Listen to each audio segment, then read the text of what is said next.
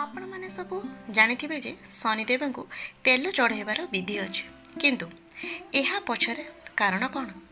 ଥରେ ରାବଣ ଶନିଦେବ ସହିତ ସମସ୍ତ ଗ୍ରହକୁ ବନ୍ଦୀ କରିକି ରଖିଥିଲା।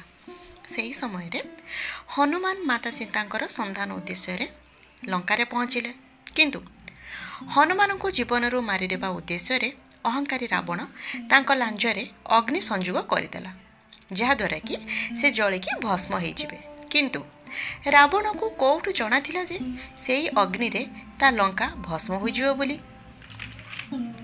ସେଇ ନିଆଁରେ ସୁନାର ଲଙ୍କା ଭସ୍ମ ହୋଇଗଲା। ତା ସାଙ୍ଗକୁ ଶନିଦେବଙ୍କୁ ଛାଡ଼ିକି ସବୁ ଗ୍ରହ ମୁକ୍ତ ହୋଇଗଲେ। କିନ୍ତୁ ପରେ ଜାଣିବାକୁ ପାଇଲେ ଯେ ରାବଣ ଶନିଦେବଙ୍କୁ ଅଲଗା ଜାଗାରେ ଲୁଚେଇ ରଖିଛି। ସଙ୍ଗେ ସଙ୍ଗେ ଶନିଦେବଙ୍କୁ ମୁକାଳାଇବା ପାଇଁ ତାଙ୍କ ପାଖକୁ ଚାଲିଗଲେ, କିନ୍ତୁ ଅଗ୍ନିର ପ୍ରକୋପ ଏତେ ଥିଲା ଯେ ତାଙ୍କର ପୁରା ଶରୀର ନିଆଁର ଝାସରେ ଜଳୁଥିଲା, ଆଉ ସେ କଷ୍ଟରେ ଚିତ୍କାର କରୁଥିଲେ। ହନୁମାନ ସାଙ୍ଗେ ସାଙ୍ଗେ ତାଙ୍କୁ ମୁକ୍ତ କଲେ ଏବଂ କଷ୍ଟରୁ ଆରାମ ମିଳିବା ପାଇଁ ପୁରା ଶରୀରରେ ସୋରିଷ ତେଲ ଲଗାଇଦେଲେ। ସେହି ଘଟଣାଠାରୁ ଶନିଦେବଙ୍କ ଉପରେ ସୋରିଷ ତେଲ ଚଢ଼ାଯାଏ ଏବଂ ହନୁମାନଙ୍କ ଭକ୍ତ ଉପରେ ଶନିଦେବଙ୍କର ଦୃଷ୍ଟି କେବେ ବି ପଡ଼େ ନାହିଁ।